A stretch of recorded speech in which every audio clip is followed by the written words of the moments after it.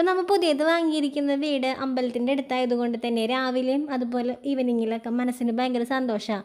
അമ്പലത്തിൽ പാട്ട് വെക്കുന്നത് കേൾക്കുമ്പോഴേ എന്തോ ഭയങ്കര നൊസ്റ്റാൾജിയാണ് കേട്ടോ.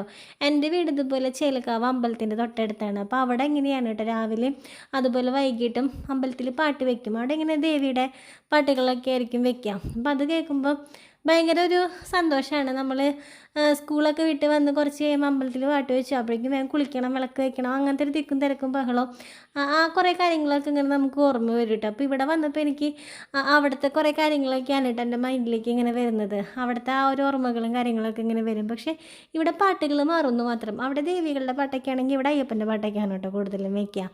പിന്നെ ഇവിടെ നട അടയ്ക്കുന്ന നേരത്ത് ഹരിവരാസനം വെച്ചിട്ടാണ് നടയൊക്കെ അടയ്ക്കുക. അപ്പോൾ അത് ഒരു 7 മണി നേരത്തൊക്കെയാണ് കേട്ടോ ആ ഹരിവരാസനം ഒക്കെ വയ്ക്കുക. ഭയങ്കര ഒരു ഇതാണ്. ഞാൻ ആ ഒരു സമയം മിക്കപ്പോഴും മുറ്റത്തൊക്കെ ഇറങ്ങി നിന്ന് അത് കേൾക്കാറൊക്കെ ഉണ്ട് കേട്ടോ. നല്ലൊരു മനസ്സിന് ഭയങ്കര ഒരു ഉണർവൊക്കെയാണ്. അപ്പോൾ ഇന്ന് വിളക്ക് വെച്ചപ്പോൾ നമ്മുടെ ഒരു തിടമ്പ് ഗുരുവായൂരപ്പൻ്റെ ഫോട്ടോ വെച്ചിട്ട് മയിൽപ്പീലി വെച്ചിട്ടുള്ളത് നാളത്തേക്ക് എനിക്ക് കൊറിയർ ചെയ്യാനായിട്ടുള്ളത് ഉണ്ടായിരുന്നു. അപ്പോൾ ഞാനത് റെഡി ആക്കിയിട്ടുണ്ടായിരുന്നു. അപ്പോൾ ഞാൻ കണ്ണൻ്റെ അടുത്ത് പറഞ്ഞു നമുക്കത് വെറുതെ നിലവിളക്കിൻ്റെ അടുത്തൊക്കെ കൊണ്ടുവന്ന് വെച്ചിട്ട് നമുക്ക് ഫോട്ടോ വീഡിയോസൊക്കെ എടുക്കാട്ടെ കണ്ണാന്നൊക്കെ പറഞ്ഞപ്പോൾ ആളെന്തോ ഈ നേരത്ത് ഭയങ്കര ഒരു ഇടച്ചിലൊക്കെ ആയിരുന്നു കേട്ടോ. അപ്പോൾ അങ്ങനെ കുറച്ച് നേരം നാമം ചൊല്ലാനൊക്കെ കൊണ്ടിരുത്തി കഴിഞ്ഞ് കഴിഞ്ഞാൽ ആളൊക്കെ ആവാറുണ്ട്. അങ്ങനെ ഞാനും കണ്ണനും കൂടി കുറച്ച് നേരം ആ ഒരു ഉണ്ടാക്കിയ ഗുരുവായൂരപ്പൻ്റെ ആ ഒരു തിടമ്പൊക്കെ വെച്ച് വിളക്കേൻ്റെ അടുത്തൊക്കെ കൊണ്ടുവന്ന് വെച്ച് ഞങ്ങൾ നാമം ചൊല്ലാനൊക്കെ ആയിട്ടിരുന്നു കേട്ടോ. ആ ഒരു സമയം ഭയങ്കര ഭയങ്കര കൂളാണ് മൈൻഡ്. പക്ഷെ കണ്ണൻ കുറച്ച് അടച്ചിലൊക്കെ ആയിരുന്നു.